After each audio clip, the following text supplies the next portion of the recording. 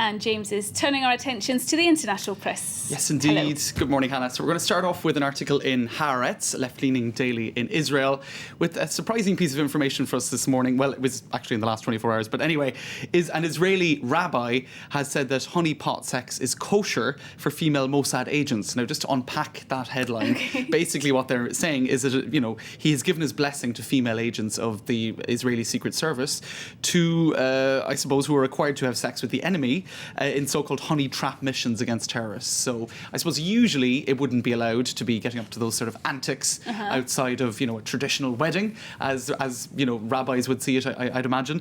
But there's a special dispensation for this, for when it comes to national security.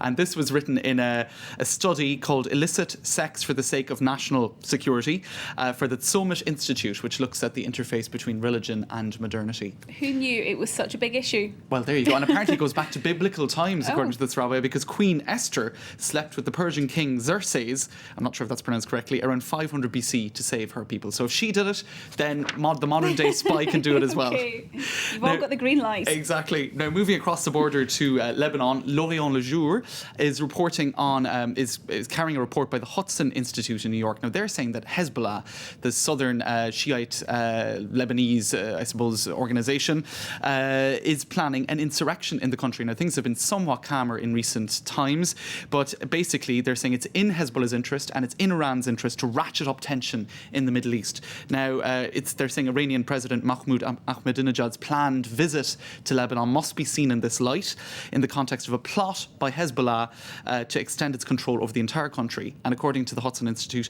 Hezbollah has even deployed in several sensitive zones around Lebanon with a view to toppling the government. So, you heard it here first. Okay, well, perhaps not here first, but they're really saying that things are not looking too good in the short term for Lebanon. Now, moving on to a completely different story, much less serious, the Hindustan Times. They're looking at cracking the coconut conundrum. Now, to explain that, there are 15 billion coconuts grown and exported, well, maybe not all of them exported every year in India. It's worth £11 billion in British, I suppose, currency to the Indian economy. Massive industry. The thing is, it depends almost entirely on people climbing up these trees with their bare legs and arms. Now, if we have a look at The Independent in the UK, they have some photos of that. And the reason it's in the spotlight is that the local government in the state of Kerala has come up with a competition to try to figure out, a robot or a machine of some description to do the work instead of human labour. Because the thing is, as Indians get more educated, fewer and fewer want to climb up coconut trees, I suppose, to make a living. So this isn't about doing them out of a job or anything? No, it isn't. Okay. Indeed, there's a 15% shortfall at the moment in labour, so they need to figure out some sort of way to harvest the coconuts. Okay. And apparently it's a very difficult job. You can only do it maybe 2 hours at a stretch, according to one guy. You get awful pains and aches on your tendons. Why don't they just get a ladder? Well, I don't know. I suppose maybe they're too high? I think it's too high. And so what they're trying to devise now is various plans, whether it be a rope and a levy or a sort of a robot that'll climb up the tree and cut it down. 450 different entrants for this competition. And the prize is 1 million rupees, which isn't maybe quite as much as it sounds. It's about 16,000 euros. So, and it's not bad, though. Not bad at all. And indeed, the son of one of a lot of family members of people who've done this job for years and years have tried to come up with ideas themselves. So that's a 2-day competition starting today. So there you go. And we'll move on to The Guardian. Sights unseen, exotic animals discovered. Now, this is mainly for the photos I've taken this particular piece. This is 4 out of many different new animals that have been discovered by Conservation International, an NGO. So starting in the top left corner there, you've got a tube-nosed fruit bat. And believe it or not, that's from Papua New Guinea. And on the bottom right, you've got another tube-nosed fruit bat. Oh, and they look so different. They look completely different. And the one on the bottom right is from Vietnam. And up on the top right, you've got a pink-eyed caducea, also from Papua New Guinea. And on the bottom left, a large, bright green frog. So I just said, striking photos worth taking perhaps for the press review. So do you have time for one last article? I'm not sure.